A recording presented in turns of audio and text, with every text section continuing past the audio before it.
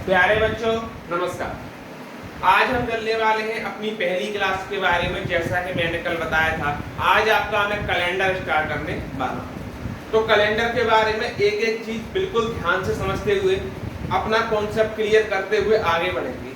देखते हैं आज कैलेंडर में हम क्या करेंगे। यानी कि कैलेंडर में शुरू कर रहा हूं बिल्कुल बेसिक से, ठीक। और ये रेगुलरिटी में आपको वीडियो मिलेगी कैलेंडर की। पहले मैं बात करता हूं साधारण वर्ष और लीप वर्ष। साधारण वर्ष और लीप वर्ष आज इसी का कॉन्सेप्ट चलाएंगे। साधारण वर्ष में आप जानते हैं 365 दिन होते हैं। वहीं मैं बात करूं लीप वर्ष की, तो लीप वर्ष में प्यारे बच्चों आप जानते हैं 366 दिन होते हैं। ये बताने की जरूरत नहीं है कि फरवरी 29 की होती है, आप सभी समझते हैं। अब हम बात करने वाले हैं अपना कॉन्सेप्ट, वो देख लिएगा। हमने बोला 100 वर्षों में लीप वर्षों की संख्या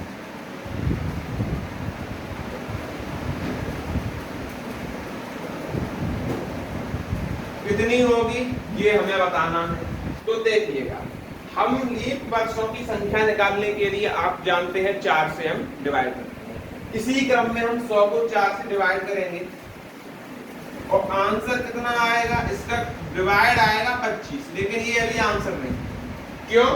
क्योंकि जो 100वां वर्ष है वो अपने आप में शताब्दी वर्ष लेके आ रहा है। क्या लेके आ रहा है? शताब्दी वर्ष।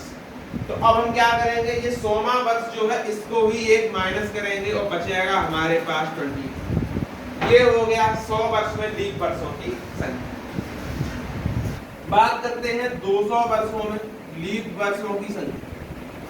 200 वर्षों में लीप वर्षों की संख्या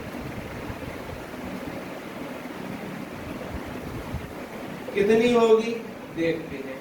तो क्या करेंगे, 200 में भाग लगा दो। किसका लगाएंगे? आप कहेंगे 4 का भाग लगा दो, ठीक।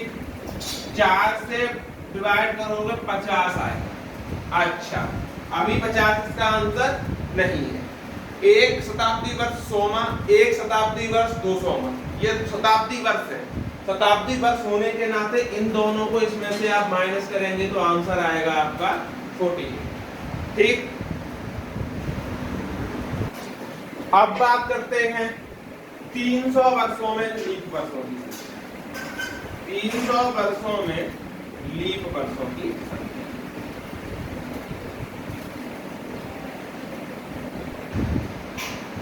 ठीक है, इसके बारे में समझते हैं। तो 300 में आपने भाग लगाया 4 का, आंसर आएगा 75। अब आप खुद बता सकते हैं 100वां, 200वां, 300वां शताब्दी वर्ष है, तो इसमें 75 में से आप 3 घटाएंगे, आंसर आ जाएगा 72। यानी 300 वर्षों में लीप वर्ष होते हैं 72। बात करते हैं 400 वर्षों में लीप वर्षों की संख्या। लीप वर्षों की संख्या 400 में भाग लगा दो। किसका लगाएंगे? तो आप बोलेंगे 4 का, आंसर आएगा 100। लेकिन अब 4 माइनस करने पड़ेंगे। यहाँ पर आपको कितने माइनस करने पड़ेंगे? 4। तो आंसर आ जाएगा 96। यहाँ तक बात क्लियर होती है। अब हम चलते हैं 500 में वर्षों में। तो 500 वर्षों की बात करें तो 500 वर्षों में आप क्या करेंगे, ठीक है। 400 के निकाल लिए, फिर 500 के यहाँ से आप निकाल सकते हैं 100 वर्ष के, 200 वर्ष के, ऐसे करके हम जोड़ के आगे निकाल सकते हैं। 400 वर्षों तक ही हमें समझना होता है। आगे चलते हैं। अब है 100 वर्षों में 31 तारीख कितनी बार आएगी और 100 वर्षों में 30 तारीख कितनी बार आएगी। ऐसा क्वेश्चन भी पूछा जाता है। तो एक वर्ष में 31 तारीख कितनी बार आती है? आप बोलेंगे जनवरी में, मार्च में, मई में, जुलाई में, अगस्त में, अक्टूबर में और दिसंबर में, यानी 7 बार आती है। तो एक वर्ष में 31 तारीख 7 बार, ठीक। 100 वर्षों की हम बात करेंगे। किसकी बात करेंगे? 100 वर्षों में 31 तारीख की हम बात करेंगे, ठीक है।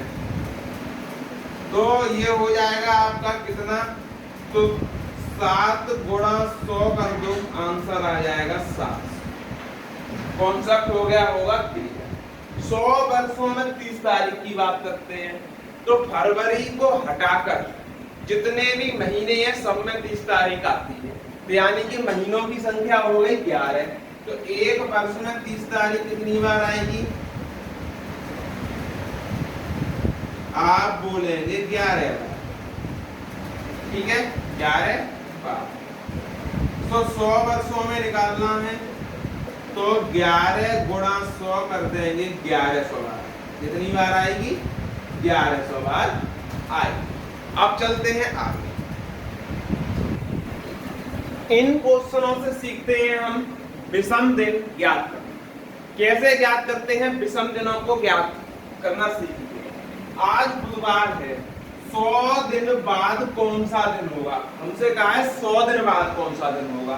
आपको कुछ नहीं करना है, ठीक। अगर बाद का पूछता है तो प्लस करते हैं और पहले का पूछता है तो माइनस करते हैं। तो आप क्या करेंगे? 100 में भाग लगाएंगे 7 का, तो 14 सत्ते 98 होते हैं। आप जानते हैं 2 बच रहा है। कितना रिमाइंडर बच रहा है? आपने कहा 2 बच रहा है। तो बुधवार में अगर आप 2 जोड़ेंगे तो आपका आंसर शुक्रवार आ जाएगा। क्या आ जाएगा? शुक्रवार। ये हो गया। और जो रिमाइंडर बचता है इसी को विषम दिन कहते हैं। कंप्लीट। आज मंगलवार है, 491 दिनों बाद कौन सा दिन होगा इसको समझते हैं। जैसे हमसे कहा है 491 की हम बात करें, ठीक, 7 से भाग लगाएंगे तो 70 बार जाएगा। कितनी बार जाएगा? 70। ओके, समझ गए। लेकिन एक बचेगा, बिल्कुल बचेगा, और यही एक ट्यूसडे में आप जोड़ देंगे तो क्या हो जाएगा? वेडनेसडे हो जाए।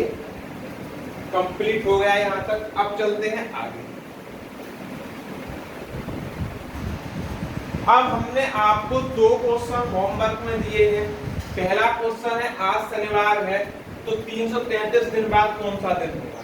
दूसरा क्वेश्चन है आज शुक्रवार है, 500 दिनों बाद कौन सा दिन होगा।